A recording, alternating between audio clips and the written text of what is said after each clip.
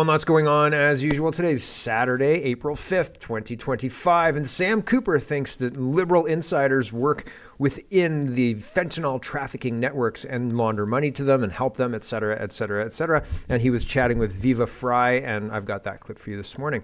Canada lost 33,000 jobs in March, and the United States gained 228,000 jobs.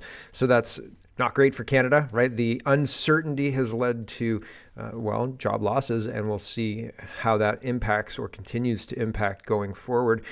Carney doesn't buy groceries. Ha! He's got servants for that, he says to a French CBC interviewer, and I've got that video for you as well. I thought maybe that was not real, but no, it's definitely real. I have people that do that for me. You know, I'm the prime minister. Trump's tariffs and economic force used against Trump. So I think they're going to try and crash Trump's economy, and they're going to do everything they can to blame him for it, saying, see, you idiot, these economic ideas you're trying to put forward are stupid, and they were always stupid, and you're stupid, and they're going to crash his economy. But I think Trump's going to be able to tap dance his way through this one too. Honestly, I really, really do. So there's lots to get to. Let's get to it first. We've got robot dogs that you can ride. Yes, and it looks weird. I feel like this is a CGI rendering. I don't necessarily think that this is actually something that they've filmed in real life. When I watch car commercials, I don't think to myself, they've developed that car in CGI. It seems kind of CGI-y, and I think it's the sound that makes it kind of seem CGI-y. But if this thing exists in real life, I want to see a YouTube video of somebody riding this thing on a stage. They say you can ride this robot, okay? You can ride this thing. And if you can ride it, why not mount a gun on its head? Honestly. Why not? Tan Su says the new Kawasaki Coriolo, a four-legged robot that humans can ride. I can't wait to watch the Coriolo races, the monkey Coriolo races. There's a YouTube video yesterday of monkeys racing motorcycles. I don't know where, but my brother was showing it to me, and it was great. I thought, this is great. Anyway, these things, what?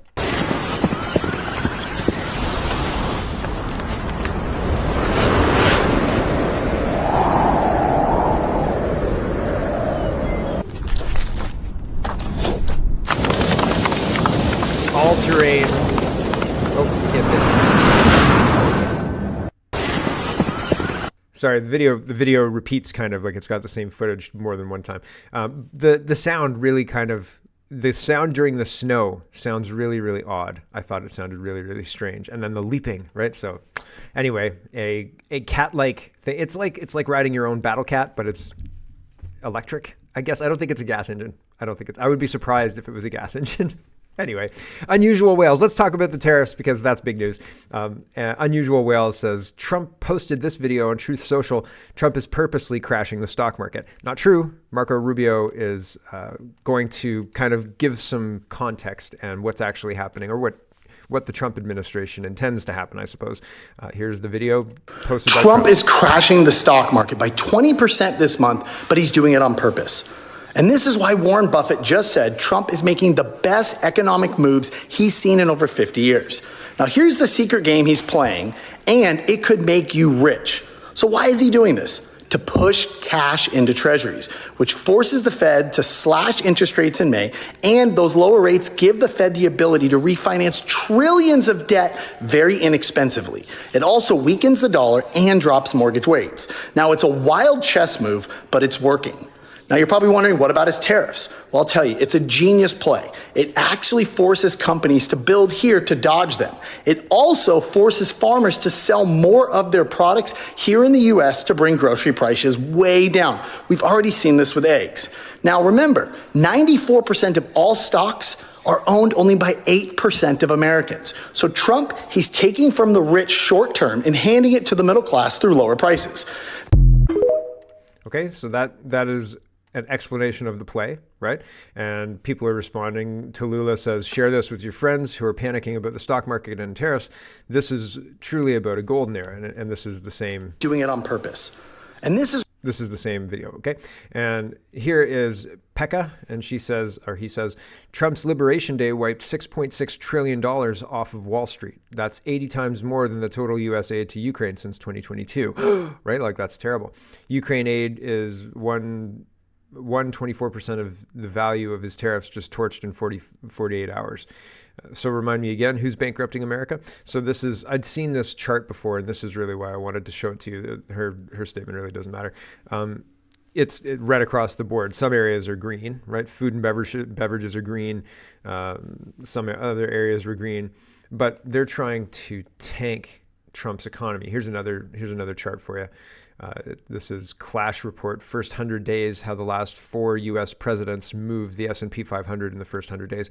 So Trump's first term was up or down 4.97, and I guess Barack Obama's second term was up 7.4%, but not if you there's hinkiness with that.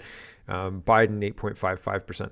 So Trump is the lowest, and then it's not minus. Trump 4.97, and then Trump minus 10.79 in 2025 at the bottom there. And I think this is, understanding that Trump is trying to do this in order to reset the global trade, which is here's Marco Rubio adding further context. It makes sense what's going on. Here's Marco Rubio explaining the wash of red in the stock market. No, their economies are not crashing. Their markets are reacting to a dramatic change in the global order in terms of trade. And so what happens is pretty straightforward. If you're a company and you make a bunch of your products in China, and all of a sudden shareholders or people that play the stock market realize that it's going to cost a lot more to produce in China, your stock is going to go down. But ultimately, the markets, as long as they know what the rules are going to be moving forward, and as long as that's set and you can sustain where you're going to be, the markets will adjust. Businesses around the world, including in trade and global trade, they just need to know what the rules are. Once they know what the rules are, they will adjust to those rules. So I don't think it's fair to say economies are crashing. Markets are crashing because markets are based on the stock value of companies who today are embedded in modes of production that are bad for the United States. We have to be a country that think we're the largest consumer market in the world, and yet the only thing we export is services. And we need to stop that. We need to get back to a time where we're a country that can make things, and to do that, we have to reset the global order of trade. Right? So in order to get back to being a country who can make things, we have to reset the global order of trade. And is that crazy? Is that like outside of what you have to do? Yesterday, I was watching somebody talking about the food, and they were saying, listen, it was buried in a lecture, I think, or I tagged it and it didn't stay tagged. I'm not sure. But basically, he was saying, listen, if we import all of our food, then get into a war, it's going to really hurt us. We're going to starve because we're importing all of our food. And so the argument I thought was pretty well put together. And I thought, if you are in a situation where the interconnectivity of the supply chain is such that you can't make effective ships because the steel's rotten or the steel's not good enough, high enough quality, et cetera, and you can't feed your citizens, then you've already lost the war before you began it, right? And because you put your trust in another country. And like, right or wrong, now on one side you could say that's peace through enmeshment, right? Peace through being so intertwined that you have to be peaceful.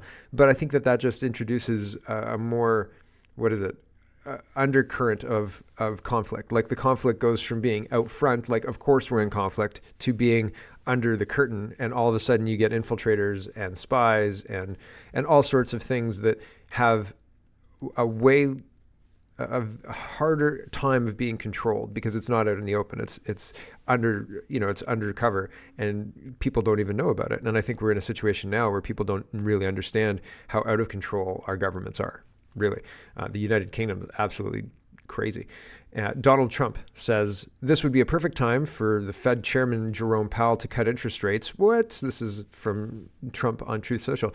He is always late, but he could now change his image and quickly. Energy prices are down, interest rates are down, inflation is down, even eggs are down. 69% jobs are up. All within 2 months, a big win for America. Cut interest rates, Jerome, and stop playing politics. Donald Trump, Truth Social, yesterday at 11 o'clock. And so that's interesting because he has to renegotiate. Yesterday, I was telling you about the $9 billion or $9 trillion coming up for renegotiation in 2025, right? I think it's only $9 trillion, might be more. And this is a tool used to throw a curveball at somebody like President Trump, who has a big agenda and he wants to get a lot done and can't now because he has to refinance this at astronomically high rates compared to what it was negotiated at, right? And if only he'd played ball, if only he'd done what we told him to do. And he's got a plan though, and he's saying, hey, pressure on you, you've got to cut the rates, right? And if you don't cut the rates, well, that's going to be a problem. So very, very interesting, right? So interesting strategy. Let's see if it'll pay off. It seems like it might pay off. We'll see. Trump in a Batman cowl. Jack says, huge breaking. Vietnam wants to come and make a deal with President Trump to remove all tariffs. I'm shocked. Here's me being shocked, absolutely shocked. Somebody was saying Vietnam deals in clothing and textiles, and so they don't want their economy destroyed over tariffs, right? So what do we need to do, President Trump? We'll drop any tariff, whatever you want us to do. We'll stop the fentanyl. You want us to stop the fentanyl coming across the border in Canada? We'll stop that, no problem. Just drop the tariffs on Vietnam, right? Like Kirk says, I'm not happy with the way Donald Trump and his tariffs are done.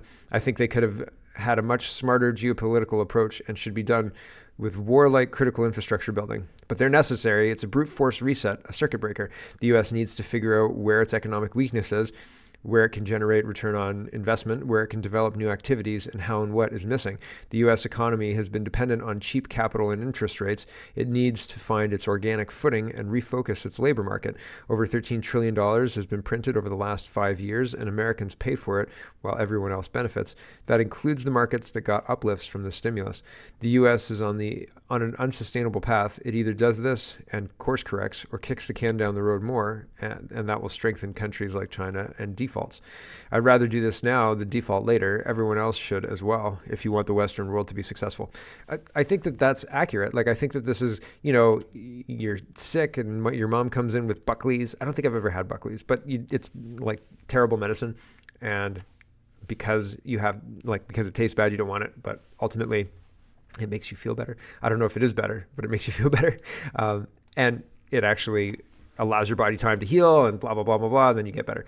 And hopefully that is the same story with the American economy, because I think everybody who looks at it can see that it's not a sustainable trajectory. It's going to eventually collapse, right? Like there's going to be too much debt at some point.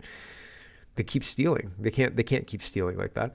CTV News says feds warn Canadians should expect scrutiny at the U.S. border, including a search of electronic devices.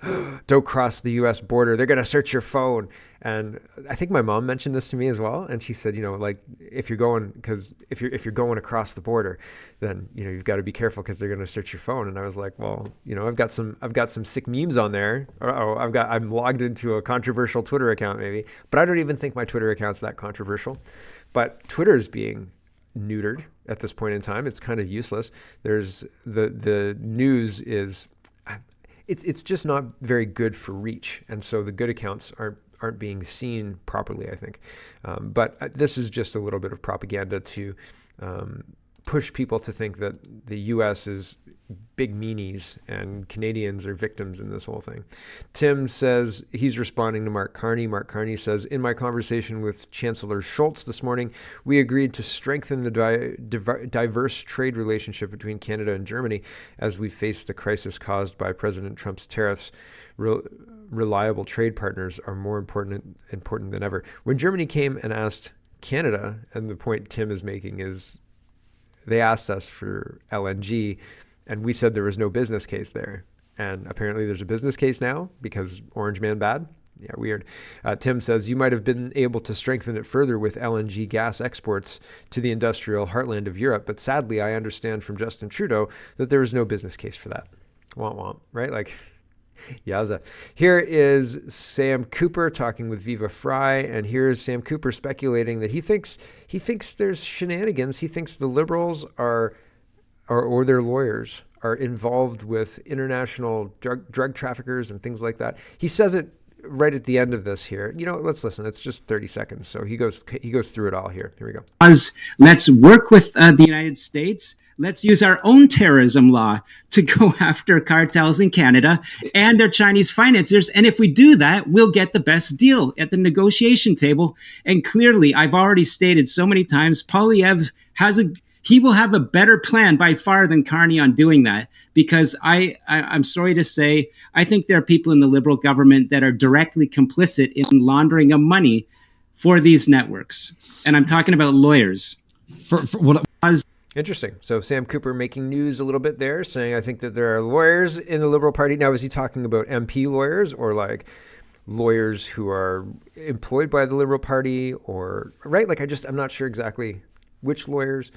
No says part of Carney's CBC plan involves fully equipping them to combat disinformation so that Canadians have a news source they know they can trust. So No again says Carney promises CBC another $150 million, a budget increase of $150 million for the CBC. Wild for disinformation and misinformation, of course. I think he's going to be installed. I think Poilievre's going to just miss it, right? And then what? Right?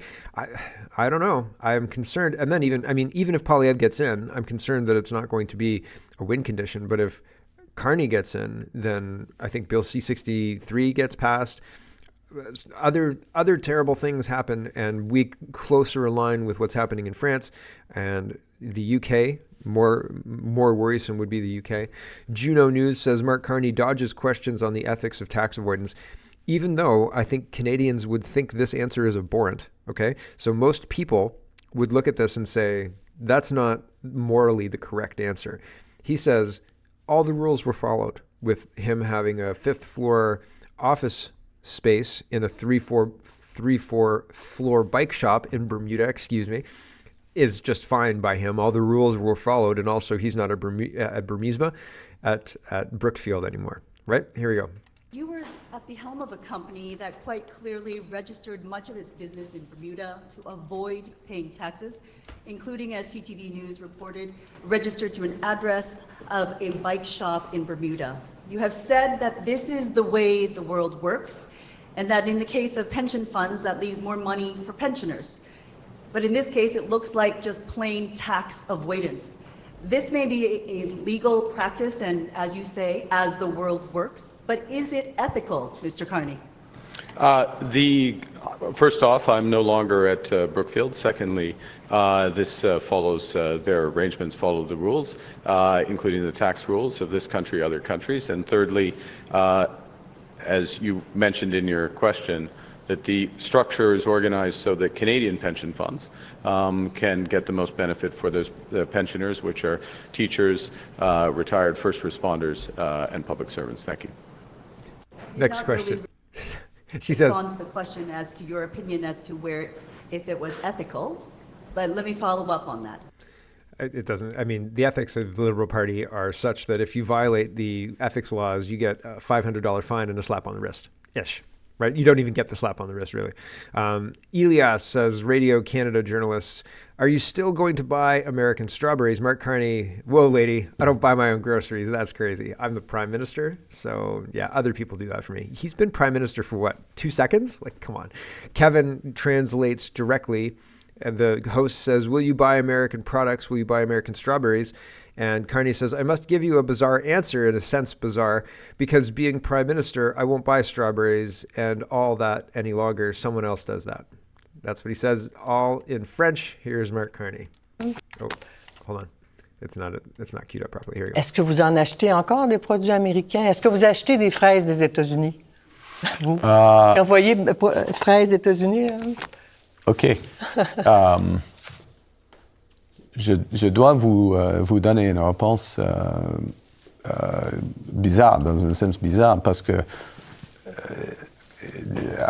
étant Premier ministre, je n'achète plus des fraises et tout cela. Quelqu'un le fait.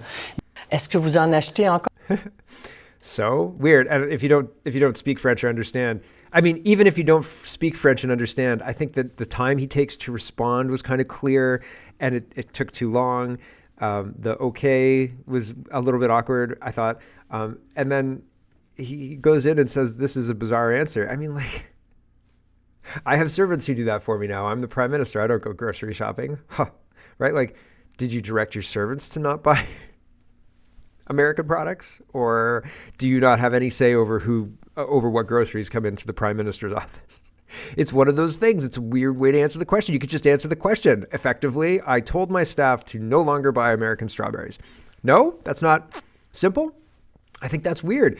Norm is responding to this. Apparently, Carney's also lying about warming up in junior hockey to Thunderstruck, which was released in 1990 when Mark Carney was 25 years old, much older than junior hockey would allow.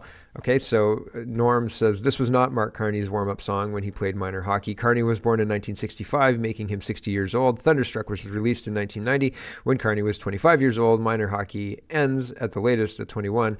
This is yet another easily verifiable lie that Mark Carney has told. So yeah, very, very strange. But this is what he said during a meet and greet in Manitria, Vaughan. And apparently this place always plays Thunderstruck. And I guess Carney just said, oh, I used to, this was his warm-up tune when he played minor hockey. Sure wasn't. So that's a weird lie, right? It's a weird thing to lie about. Tim is getting in on this as well. He says Thunderstruck came out in 1990. I warmed up to it playing minor hockey. Unless Carney was somehow playing minor hockey 2 years after he got his bachelor's degree, he definitely didn't. So weird, right? It's kind of a weird thing. Here is Mark Carney talking about carbon taxes and trying to sell the idea of money back in your pockets, but it's kind of getting tired, right? Here we go. Canadians want change with a plan that stands up for Canada and creates an opportunity for all Canadians. Canadians want change with a new, positive leadership that ends division and builds together. Now, I'm not a politician. I am a pragmatist. And so if I see something that's not working, I will change it. And that's why last week I proposed a new climate policy, eliminating the consumer carbon tax, having large polluters pay Canadians to make climate-smart choices, and helping our countries leapfrog their American competitors in global markets. Canada needs more of this type of change. Change that puts money in people's pockets. Change that makes our companies more competitive. Change. It doesn't make our companies more competitive unless you're in a rigged market that won't do business with companies that don't have your climate control money laundering scheme plugged into it, right? It doesn't do that, and it's not change. It's rejigging a very unpopular tax to make it more palatable and to aim it at industries rather than consumers. But the industries will just leave because you don't need to do that. It's damaging. It's damaging to the country. You can't put a tax on the inputs and expect the country to grow and be prosperous. It's insane. It's an insane idea. Here is Carmaya. This is what Ryan says. This is what democracy looks like under Mark Carney.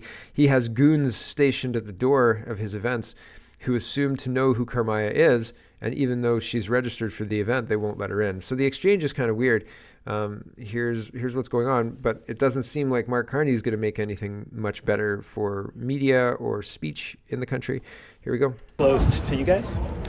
Who are we? With Karima. Can go to register, yes. You can go register.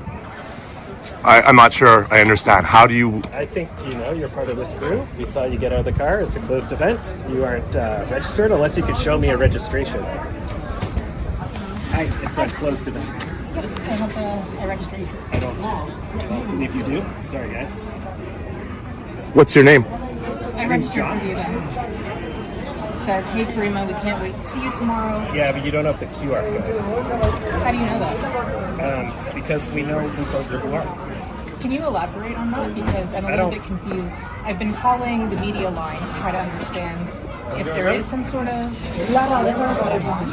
I'm practicing lawyer. Sure. Great, let's talk about it. Oh, don't touch me. Don't run into Don't here. touch me. You were told you can't enter here, and you just rushed in. Well, you said we can go in and talk to the I organizer. didn't say you could go in and talk to an organizer. Yeah. I said Who you can I couldn't speak enter. with? There's nobody can enter right now. Okay, that's fine. Nobody But can enter right now. He flagged me sort of saying he knows who I am. I'm a practicing lawyer. Yes. Right? This isn't an event for practicing lawyers. Right, it's a vote. It's like a for voters, right? I'm a voter. Sure. Okay, so I'm trying to We'll leave it there. So they know her. They've targeted her. They say you can't enter even though she's got an invite, although he says you don't have a QR code. And so all of this is red flags galore. what's Mark Carney doing? He's trying to campaign without being questioned by media that he doesn't control. Here's a 2.5 minute housing thing, and he says, we solved a housing crisis before, here's how we'll do it again. It's very traditional campaign ad. We're not listening to the whole thing. I just want you to get a feeling for the kind of messaging Mark Carney wants to put out versus what he's actually, how he's behaving during his campaign events, right? So he's freezing people out. He's got goons on the door, but he's trying to portray the, I'm the strong family person. He's not. Work hard, do the right things. You can be in a home, you can raise your family in a safe neighborhood, be part of a community, and live your dreams. We've had housing crises in the past. We solved it by building victory homes, homes built just around time of the Second World War. The rhetoric at the beginning sounded a lot like Pierre Poilievre's with regards to the Canadian promise. Yeah, I didn't play that part, but I wanted to highlight that. He is a plagiarist, and he's stealing Poilievre's platform piece by piece. And Poilievre always says the promise of Canada has been broken, blah, blah, blah, blah, blah.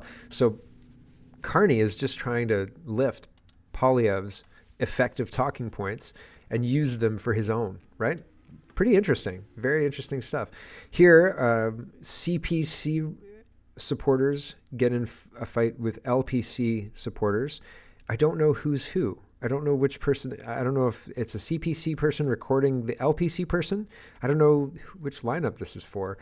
They're outside a Liberal campaign event. So the lineup is for Liberals. Maybe it's a CPC reporter. I'm not sure. But it seems a very odd thing for people to engage in. Very strange indeed. Nobody wins in this exchange. That's the party that you're supporting. You're supporting a man. You're supporting a man. Stay back. Okay, enough. Don't fucking touch me ever again. Enough. We're done here. Things can go sideways quick, right? Things can go sideways very quickly. And so, very interesting. Canadians don't usually do that kind of stuff, right? And women don't usually do that kind of stuff, right? Isn't that weird? Pulling the hair and the whole deal? Huh. Very interesting. For people listening, two women who are both, let's say 35 plus, get into a fight that ends in one woman pulling the other woman's hair after pushing her into a fence. So pretty crazy stuff. CTV News reports Chief wants Tories to drop candidate accused of denying residential school history. This is on the CPC stuff, and it says the regional chief for British Columbia is calling on the Conservative Party to drop a candidate accused of denying the history of residential schools. In a video posted on social media, Aaron Gunn, the Conservative candidate in North Island, Powell River in British Columbia, has said Canada's program of residential schools did not constitute an act of genocide, and the schools are much maligned. There was no genocide. Stop lying to people and read a book, Gunn wrote in 2020. I think that's been well established. No remains have been found, and yet people are policing everybody just in order to make sure that this narrative doesn't die, right? Make sure that this narrative continues to have life regardless of the truth of it. And so that's concerning, if you ask me, right? Jeepers creepers. Here is FNL, and they're sharing Maxime Bernier presser. And Bernier is doing daily pressers, I think, or daily videos anyway, talking about policies and tax breaks and things like that he's pursuing. And he says PPC says no to central bank digital currencies, and Bank of Canada claims we need it, but we don't. Here's Maxime Bernier. It's 39 seconds, not that long. What does the PPC say about CBDCs, central bank digital currency? Yeah, we don't want that. We are against that. We don't need that. The Bank of Canada is telling us that we need, a CBDC. It will be more effective. It will be more productive. No, that's not true. We have all different means of payment, so we don't need a CBDC. People must be able, like usual, to use their debit card, their credit cards, or cash. So we are against that. What does the PPC say about? That's good. I think that people being able to use whatever kind of money they want to use is a good thing. I mean, like, not necessarily whatever kind of money you want to use, but all of the options that we currently have, cash being one of them, should be retained. Here is the Greens, and we'll do this before I say goodbye to the stream. I don't know. I don't mean to punish anybody, but this was kind of funny. But Stacy says, I had to watch this video of Elizabeth May singing, and now you have to see it too. So maybe this will result in one less green seat, but maybe not. Here's just a very quick Elizabeth May. My old man, oh, it always seemed to go that you don't know what you've got till it's gone. They paved paradise to put up a parking lot. There you go. From Government of Canada, man. They mean business. They mean business, okay? Serious people doing serious things. Okay, thanks for watching, everybody, on the stream. Hello, everyone. Thanks very much for watching. This is just a short version of a longer show. If you'd like to get the whole show, you can go over to CanadaPoly.com and sign up for a subscription. Just look in the drop-down tab for Shop and Donate and look for subscriptions, and you'll get immediate access to the full show. Love to see you. Thanks for watching, everybody. Have a wonderful, wonderful